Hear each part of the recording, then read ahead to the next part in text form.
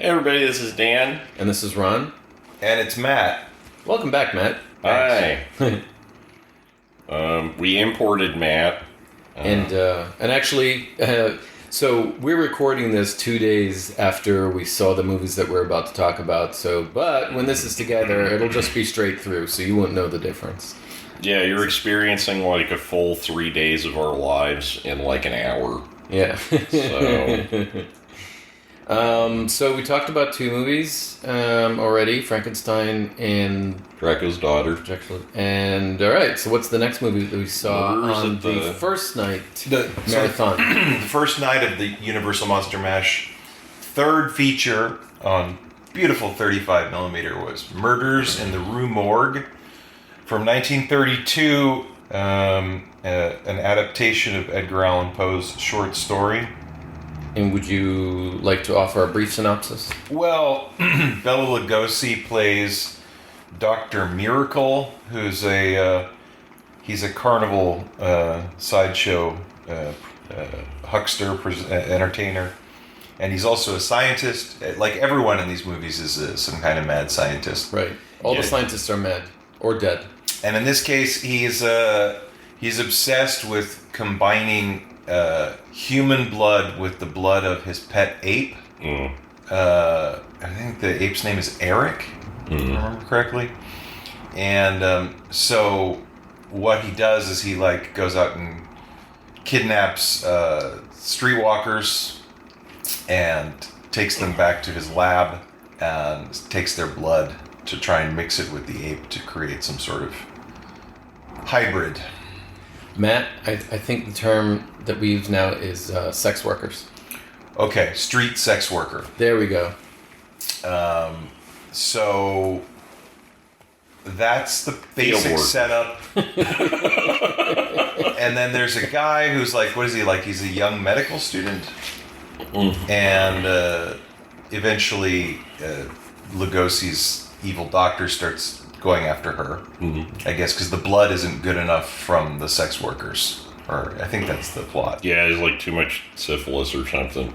But anyways, it's directed by this guy, got it right here, Robert Florey, who was a pretty prolific filmmaker. But he did a lot of different stuff. He shot a lot of pre-code stuff, and he shot The Coconuts, the Marx Brothers movie. Yeah.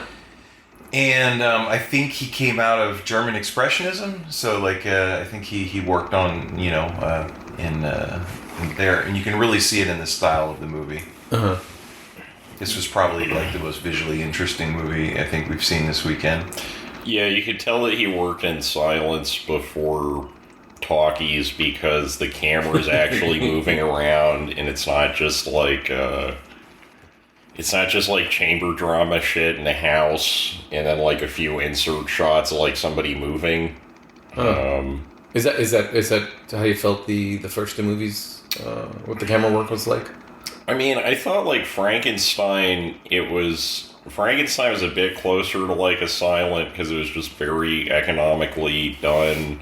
Daughter of Dracula, though, yeah, it's between 1930 and probably 1935, there's a million movies where it's sort of like a Jane Austen novel. Everybody's sitting in a living room. It's a huge deal if somebody gets out of their chair. Okay. Right?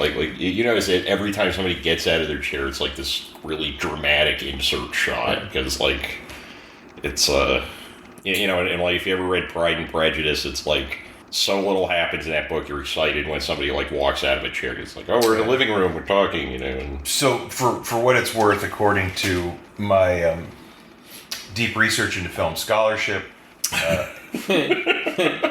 Googling Wikipedia on my phone, the real credit might go to the cinematographer of the film, Karl Freund, who was considered an innovator in cinematography.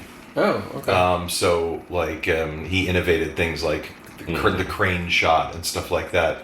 So, and also did a lot of early sound film stuff. So he also shot Metropolis. Oh. This is a guy who knows what he's doing. Yeah, and I think he ended up directing one of the other movies that we watched last night. But Yeah, I forget, it was Murders at the Rue Morgue was the one with the really abstract montage towards the end, I think. I think there was like an abstract montage. Well, one of them had like what I'm like 95% sure was a Vorka pick montage. He did like a lot of those, like the whole thing when the newsboys or in Mr. Smith Goes to Washington, there's that like 4-minute montage. No, I think it was in The Mummy that this happened. Okay, that was probably in The Mummy, yeah. Oh, okay. Oh, so we're jumping in. I'm always excited to see a Vorka pick montage. No, but apparently Freund invented what they call the unchained camera. Camera free of the tripod. Hold on. Could you said the thing's going to pick up that, and I can't. Freund invented the unchained camera, so it's the camera that was not on a tripod and could move around the set. Okay. So he was known to wear the camera on his stomach and walk around while it was filming, so kind of crude Steadicam kind of thing. Huh. And he also put the camera on the cart so it can move on a track. And eventually a crane. And there is a shot in Murders in the Rue Morgue, which is, he's very proud of the shot. It's where the female lead is like in a swing, and I think her like boyfriend is pushing her in a swing or something, and the camera's mounted to the swing somehow. Oh yeah, that was intense. Yeah, Yeah. That was like. Yeah, it goes on for like a while, and it has this disorienting like 3D effect because you're following the moving object and not the still background. Yeah. Go ahead. Well, I just think the main thing I would say about the Murders in the Rue Morgue is... Oh, wait, before I just want to ask something you said about Karl Freund. You said he was proud of that shot. And how do you gauge that? Well, Matt called him last night. He just... Did you just talk about it, or...? They spent a really long time on the shot. They held it for a long time. Okay. I thought you meant that he was actually... He would tell people, like, yeah, that's my great shot. Look at what a great job I did. Yeah, I mean, just look at his Twitter. Yeah. It's all he ever talks about. So... The main thing I would just say about this movie is it's a little bit darker than some of the other stuff that we watched. I mean, when Bela Lugosi has the woman chained to her into like the rack at his his lab, it's creepy, and I'm sure it was pretty disturbing when people originally saw it. And there's a lot of like use of silhouette. There's fog. The woman's screams are terrifying. So it's a pretty dark movie. Yeah. This of the movies that we've just seen, I know that I asked earlier about, say, Frankenstein, about it being scary, and did audiences at the time find it really scary, which I imagine they did. But now, watching Frankenstein, I wasn't scared. I was intrigued, but not scared. But this one was actually unnerving, even today. Me representing the modern audience.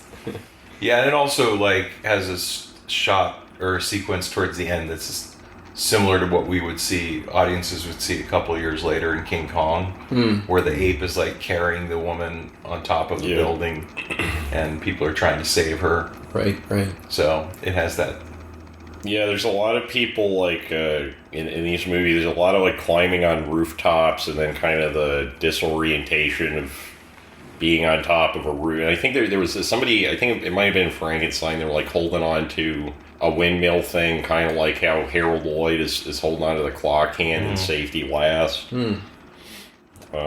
Yeah, we should say that like basically all of the movies, all of these Universal monster movies, there's basically a debate going on within science between the sort of visionary but mad scientist who wants to do something that goes against nature and that violates medical ethics or just ethics in general.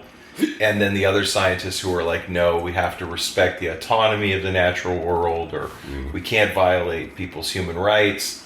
And so this is also in the Murders in the Rue Morgue. He's like, what if we combine ape blood with human blood? Right. What will happen? And of course, nothing good happens. Yeah. Well, yeah, cause I think we were talking about this at the drive-in. Like, I think before Frankenstein, there's not really a lot of literature that's identifiable as as horror literature beyond like ghost stories and folk tales. And Frankenstein is very much a response to early industrialization, right? That like scared the crap out of all those romantic poets, and they were like kind of pissed about it. And you can see it in a lot of the literature that was later adapted into these Universal movies, and especially in the United States, the conditions of industrialization did not develop as early as they did in England. So a lot of this stuff was about as relevant in the U.S. in, the late 1920s, early 1930s as it would have been in England in, the mid-19th century. Right. And so you have a lot of this kind of... they don't quite understand what science is, but they're not very comfortable with it. And they don't trust the motives of the people that are handling it, which, fair enough. Yeah. Yeah, I would also guess that, there's all that theory about, because a lot of this is, tied to German Expressionism, too. A lot of the people who made these horror movies for Universal had worked in German Expressionism. And the German Expressionism also is sort of wrestling with some of Germany's demons and kind of anticipates what will happen in a few years, right? That there's a reading of Metropolis that is sort of here we can see the origins of, Nazism and stuff like that. So, but it all has to do partially with this sort of megalomaniacal, quest to control humans through science, right? Yeah, and I think when Poe was writing Murders at the Rue Morgue, it's, I'm not an expert on Edgar Allan Poe, but given the time period, given where he was, it's not that weird to think that, the Eight Blood thing is just, coded miscegenation anxiety, 100%. Yeah, I wonder if there's any documentation in Edgar Allan Poe's... views on race. There's got to be, because that's when physiognomy was huge. Physiognomy was considered a legit science for a lot of when Poe was writing. And I don't know if you guys have ever seen a physiognomy textbook or something like that, where it's the how your face looks determines your temperament. You get those weird kind of diagrams. So that was Murders in the Rue Morgue. Definitely. Of the 20 or 30 movies we saw this weekend, I would say that was probably the best movie really we stands saw this out. weekend, yeah. And then, of course, Dan's personal favorite movie aired as a secret bonus feature on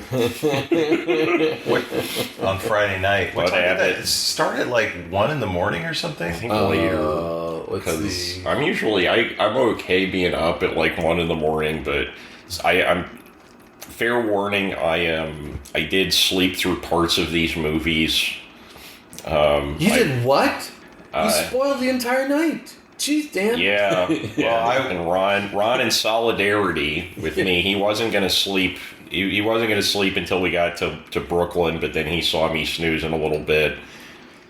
And he was willing to help a comrade out, and he fell asleep. And so Matt's the only one of us who really knows what he's talking about in this episode for the most part. Yeah, and I slept for each movie. I slept for most of them, except for the Abbott and Costello movie, in which I was awake for the entire thing. Yeah, I'm just going to keep chewing up and spitting out stuff that I learned in a CTY course on Frankenstein when I was 12. Shout out to whoever taught that class. I can't remember.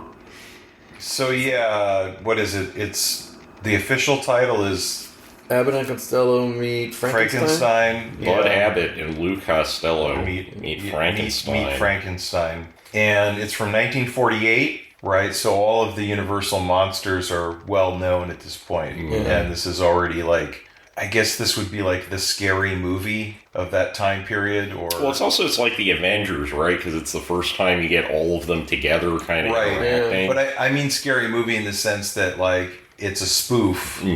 So they're taking all of these beloved horror monsters that they have and putting them in a comedy. So it's the Wolfman. So it's Lon Chaney Jr. as the Wolfman. It's Bela Lugosi as Dracula, who's really hamming it up at this point. Yeah. And then it's Frankenstein. And was there any other monsters in that one? We didn't watch enough of it, so there may have been more. There was Bud Abbott and Lou Costello. Yeah, and what did they play? We watched quite a bit. But... And they played like security guards at the museum, is that it? I think, I just know the short one would like freak out at everything. He would do the exact same, That's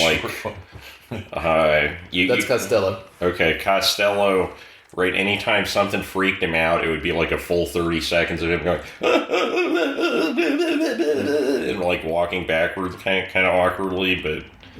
Oh no, okay, so they were delivery guys. Okay. And they were delivering what they thought were wax statues of the creatures to this museum. Frankenstein and Dracula.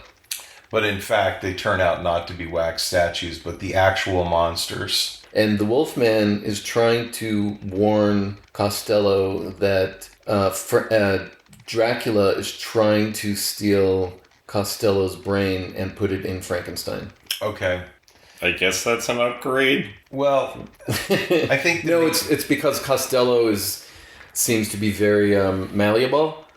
How's that? I think the main thing to understand here is that like this movie has pretty good reviews on my Letterboxd feed, and I think it's that if you really like the Universal monsters, then you're just happy to see them in a movie, and then some people really seem to like the Abbott and Costello thing, but my understanding is that they were like a nightclub act, and their whole shtick was really about like the patter, the rapid pace. Yeah, they're radio comics. The sort of rapid paced like wordplay. And I guess in this movie they have to do a bunch of stuff that's basically like kiddie crap, like like slapstick and acting scared when they see a monster. Yeah. And this didn't really fit with their thing because their thing is a little bit more for adults. There's a lot of comedy in there about their sexual competition because for some reason Costello is like a real hit with the ladies in this movie, and so they're always fighting over who gets to date these women or something, and that's probably like that's the remnants of whatever their stage persona is. Yeah, I kept waiting for the wordplay and the patter. Yeah. I kept waiting for that. Anything language based, and after a half hour, I just gave up because it was clear that it's not making it into the movie. But it was actually at some point Dan said something that was very easy to interpret. He said something like, "So I'm okay if you guys want to go." Like I think so because I was falling asleep and it was like 2 a.m. and I'm running a small business, which is basically like a newborn with less poop. Sometimes there's less poop. And, well, no, there hasn't been any poop yet, thank God, knock on wood. And I'm just like, I'm turning into an old man. I can't keep the hours I once kept.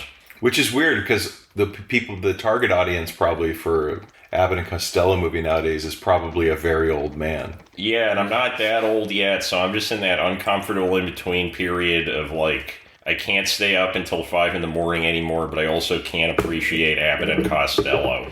Right. So. Right. But you also have the high blood pressure, so you kind of... Yeah. Again, you're in the target audience for this movie. Well, I found the Universal monsters so scary in this movie that I kind of fainted, and then I just I didn't want to tell you guys that I was scared because you'd think I was a baby. Although given the blood pressure results that both of you have been showing over the last few days, I think Matt is a little more likely to faint than you are. That's true. Oh yeah. In fact, I'm going to get the machine now, but we're doing it. No, I was so tired because I was like. Yeah, and then neither Matt nor I were. Well, you were sleeping for like most of the movie. No. For most of the movies, for the other 3 movies, I slept through most of them. Like if you put a lawn chair in your apartment, like you would be getting 8 hours every night. That's true. Right, I was in a tiny little lawn chair, which is great. It's low to the ground, legs stretched out. It's wonderful. I had, and sitting in a drive-in with friends, watching a movie outdoors, and it was wonderful. It was like perfect sleeping environment. And I think like you and I were kind of like, when are the laughs coming with the 2-act laughs? Yeah. Oh, with Abbott and Costello. Yeah. You know what I think made a difference? Actually, now that we're talking about the lawn chair, me sleeping in the lawn chair. The fourth movie, Abbott and Costello, it was cold, so we were in the car, and sitting in the car was a very different experience, and that's the movie that I was awake through. Well, and I had an idea for an avant-garde movie watching Ron. And so it would be at the drive. You rent out the drive-in for a night, and you'd show all of Andy Warhol's Sleep, but you'd position the camera to watch Ron watch Andy Warhol's Sleep, and it's just called Sleep Squared. And you don't speed it up. Like maybe put out like a highlight clips DVD to kind of promote it of just like the best 45 minutes of you sleeping. I have a good title for it. Okay. My own private Andy Warhol sleep.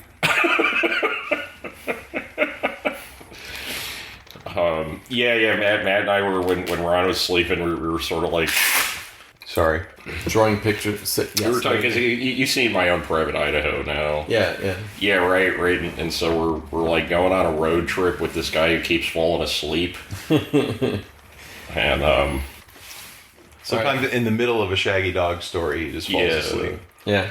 But it's okay, because for him, it just makes the joke longer. but yeah, so we got home, and then I slept more. I think I slept until like 11, and then we watched the rehearsal. Season 1, episode 6. The season finale.